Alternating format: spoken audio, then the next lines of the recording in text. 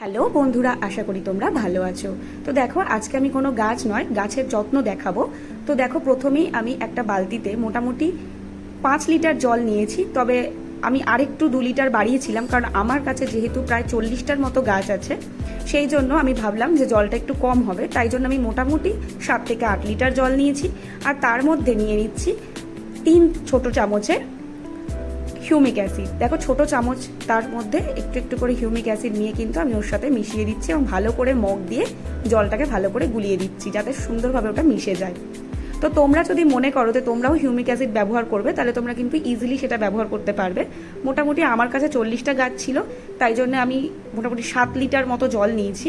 তোমরা একটু কমও নিতে পারো, যদি গাছ অনুযায়ী নেবে।